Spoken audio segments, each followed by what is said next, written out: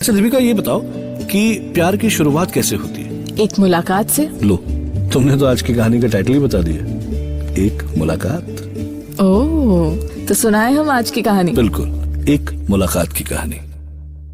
दिन आ गए बहार के, आंचल संभालिए, मचने लगी है शहर में हलचल संभालिए। दिन आ गए बहार के, आंचल संभालिए। बहुत खूबसूरत गजल है ना? और इतने ही खूबसूरत थे वो पल भी जब पहली बार विक्की ने रैना को देखा दिल्ली एयरपोर्ट पे, अपने बैग्स के आने का इंतजार करते हुए। उसके एक कंधे से पिंक स्कार्फ गिरता हुआ, बाल आंखों को परेशान करते हुए से।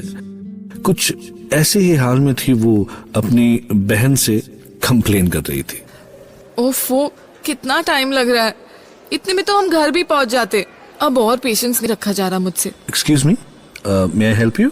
अब हाँ, एक्चुअली हम अपने लगेज का इंतजार कर रहे, तब से कितने बैग्स दो बार आके चले गए, बस हमारा ही नहीं आ रहा। वो मैम, एक्चुअली किसी टेक्निकल प्रॉब्लम की वजह से थोड़ा टाइम लग रहा है। आप तब तक चाहें तो वहाँ कैबिन में बैठ सकते हैं। अब नो थैंक यू। हालांकि रैना ने तो मना कर दिया कैबिन में जाने से, पर रैना की बहन ने तुरंत बोला बिल्कुल क्यों नहीं, और वो दोनों विक्की के साथ कैबिन में चले गए। और यहाँ विक्की के मन में तो ये चल रहा था कि किसी तरह उसे बस रैना का नाम पता चले। क्या मैं आपका बोर्डिंग पास देख सकता हूँ? क्यों? ताकि मैं आपके बैग्स जल्दी मंगा सकूं। ओह, रैना शायद विक्की की चाल समझ रही थी, लेकिन उसकी बहन उसने अपना बोर्डिंग पास आगे बढ़ा दिया। दी यार, गॉड किल मी। रैना की बहन बोर्डिंग पास निकालकर दे ही रही थी कि विक्की को उसके एक कलीग ने बुला लिया, और वो बोर्डिंग पास देखे बिना ही वहां से चला गया। और इतने में ही रैना का बैग भी आ गया और वो वहां से चली गई। रैना का नाम पता करने की विक्की की ये कोशिश बेकार हो गई, पर इस छोटी सी मुलाकात का असर विक्की पर काफी देर तक रह गया। इतना असर कि उसकी एक कलीग ने उससे पूछा, हेलो डूड, तू ये क्या कर रहा था? एक पैसेंजर की इतनी हेल्प, ये कुछ ज्यादा ही नहीं हो गया? अब वो बस वेट, विक्की मल्होत्रा जो लड़कियों को यूं ही पटा लेता है, एक्चुअली हेजिटेट कर रहा है। वाओ। हाँ यार, ये लड़की she was not like you girls. हाँ, मतलब उसमें कुछ खास बात थी, पता नहीं, पर कुछ तो है इसमें, और मैं उसका नाम भी नहीं पता कर पाया। और तुझे भी ना तभी आना था। उप्स, सॉरी यार, मुझे क्या पता था कि इतनी सीरियस वाली बात है। लेकिन अब कैसे ढूंढूं उसे यार?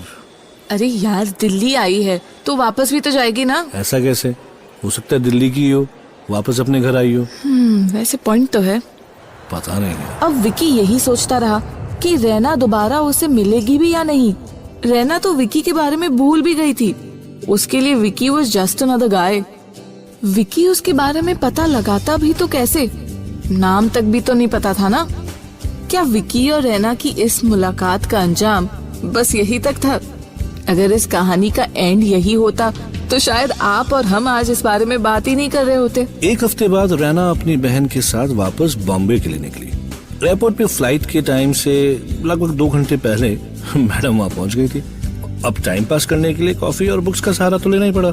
एक तरफ रैना टाइम पास करने के लिए बहाने ढूंढ रही थी, और दूसरी तरफ विक्की की नजर जब रैना पे पड़ी तो उसका दिल घड़ी की सुई को पकड़कर लटक गया कि कैसे भी ये वक्त यहीं रुक जाए। कभी कभी ऐसा लगता है ना कि गॉड भी ना ऊपर बैठे मजे ले रहे हैं। अब देखिए ना, रैना पैसेंजर तो विक्की एयरपोर्ट स्टाफ। इतना हसीन इत्तेफाक हमेशा तो नहीं होता ना। एक्सक्यूज मी, एक कॉफी देने के लिए आप कितना टाइम लगाएंगे? एक्सक्यूज मी, वैसे बैग्स भारी हैं तो आप ट्रॉली भी ले सकती हैं। तुम यहाँ? क्यों, तुम कहीं और एक्सपेक्ट कर रही थी? ओह, अब प्लीज। तो तुम अपनी सिस्टर के साथ वापस बॉम्बे जा रही हो? अब या वैसे दिल्ली किसी काम से आई थी? नहीं, फ्रेंड की शादी के लिए। दिल्ली में भला किसी को क्या काम हो सकता है? वो क्यों नहीं हो सकता? Delhi is the capital of a country. सारे इंपॉर्टेंट काम यही होते हैं मैम। एग्जैक्टली जैसे ईव टीजिंग। शाम को 7 बजे के बाद घर से अकेले बाहर नहीं निकल सकते। बसेस में लोग जबरदस्ती टच करते हैं, रिक्शे वाले लंबे रास्तों से पहुंचाते हैं, है ना? मैम बड़ी गलत फहमियां पाल रखी हैं आपने दिल्ली के बारे में। दिल्ली में ना दिल वाले भी रहते हैं। दिल वालों का तो पता नहीं, पर दिल की तरफ देख के बात करने वालों का जरूर पता है। भाई इतनी भी क्या नाराजगी मेरे शहर से? नाराजगी तो तब होगी जब कोई मतलब होगा। हम बॉम्बे वाले खुश है बॉम्बे में ही, ना दिल्ली वाले चाहिए ना दिल वाले। ओके? बॉम्बे और दिल्ली की ये पुरानी लड़ाई ना कभी खत्म नहीं हो सकती। रैना नाराज होकर वहां से चली गई, पर जाती भी तो कहाँ। चेक इन के लिए क्यू में तो खड़ा होना ही पड़ा। विकी तुरंत अपने कलीग से रिक्वेस्ट करके काउंटर पे खुद खड़ा हो गया। Hey hi again. Hi. Ticket and ID please. Oh yeah, here you go. Thanks Raina, beautiful name. Excuse me? अच्छा, क्या आप बिजनेस क्लास में अपग्रेड होना चाहेंगे? अब what is that possible? Just a minute, let me check. बंदा तो बड़ा क्यूट है, ऊपर से हेल्प भी कर रहा है। How sweet. Raina, you are lucky. ये रहा आपका बोर्डिंग पास, और आपको और आपकी बहन दोनों को मैंने बिजनेस क्लास में अपग्रेड करवा दिया। ओह, अब thank you for your help. वैसे रहना, हाँ? फिर कब आना होगा Delhi? I have no business in Delhi. Raina और विक्की फिर मिले और मिलकर फिर अलग हो गए, पर इस बार कम से कम विक्की को रैना का नाम तो पता चल गया। अब विक्की ने भी वही किया जो कोई भी लड़का करता, फेसबुक। विक्की ने 2 घंटों के अंदर 1024 रैना नाम की लड़कियों के बीच अपनी वाली रैना को ढूंढ ही निकाला और तुरंत ही फ्रेंड रिक्वेस्ट भेज दिया। तो जैसे ही रैना की फ्लाइट बॉम्बे में लैंड हुई, वैसे ही उसका फोन पिंग हुआ। Friend request?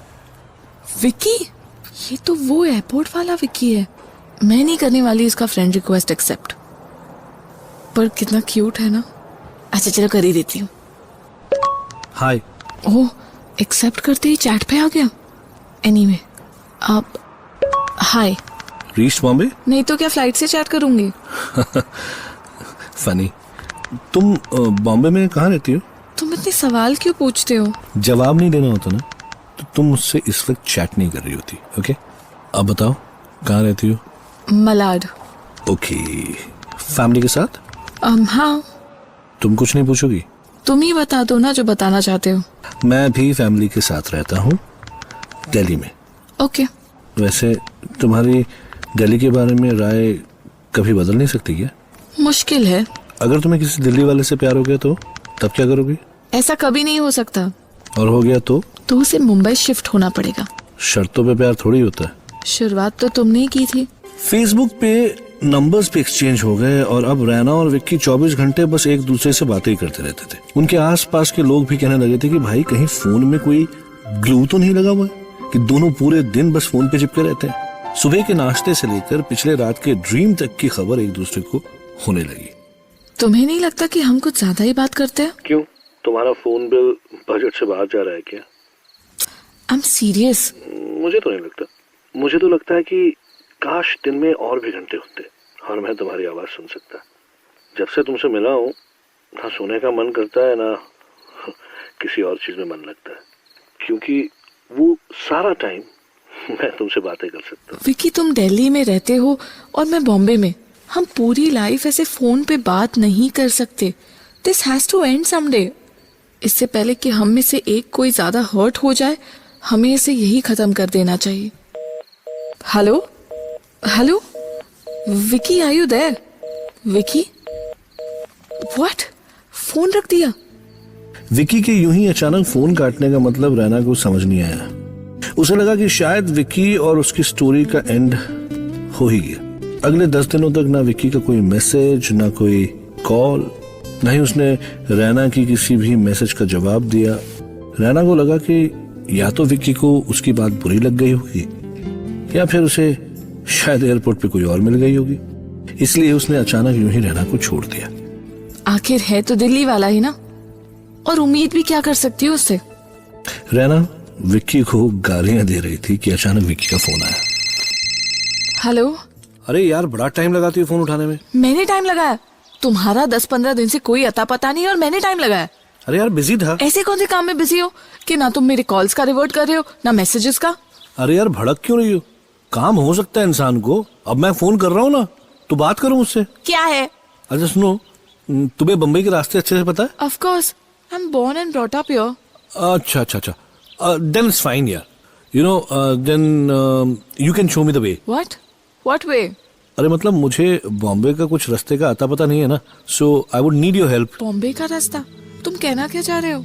यार तुम सवाल बहुत पूछती हो। क्या? अच्छा तुम एक काम करो, तुम 2 घंटे बाद मुझे एयरपोर्ट पे मिलो।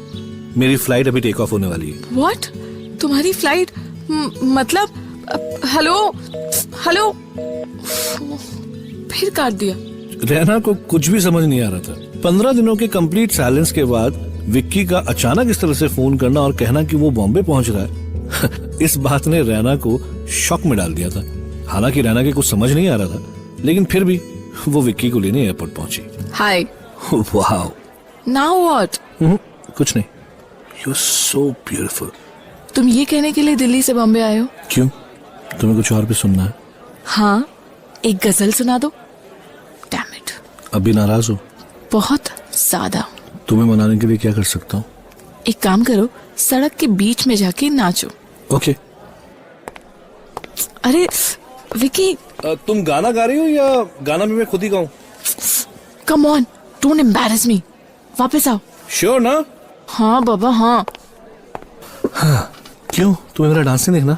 तुम यहाँ क्यों आए हो ये बताओ, और ये सब हो क्या रहा है? तुमने तो कहा था ना कि हमारा रिलेशन जो है वो खाली फोन पे लाइफ लॉन्ग नहीं रह सकता, और तुम दिल्ली शिफ्ट नहीं हो सकती, कहा था ना? हाँ पर तो मुझे दिल्ली से बॉम्बे ट्रांसफर लेना पड़ा। क्या ट्रांसफर?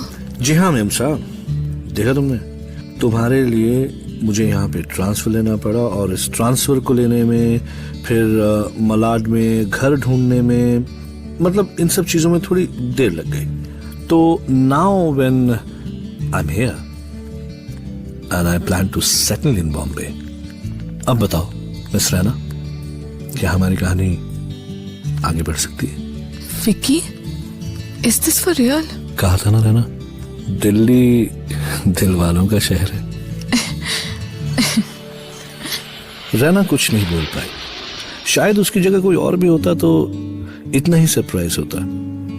कोई एक्चुअली आपके लिए अपना शहर, अपना घर छोड़ के आ जाए, ऐसा होता है क्या?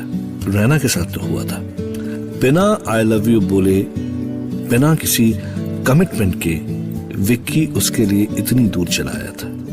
अब आखिर क्या हुआ ये इतना इम्पोर्टेंट नहीं है, क्योंकि ये कहानी है विश्वास की, बिना किसी शर्त के प्यार करने की, या यूं कहें यही प्यार है जिसमें शर्त, सही गलत, उम्मीद, इन सब की कोई जगह नहीं। जगह है तो सिर्फ प्यार की, रैना और विक्की की तरह।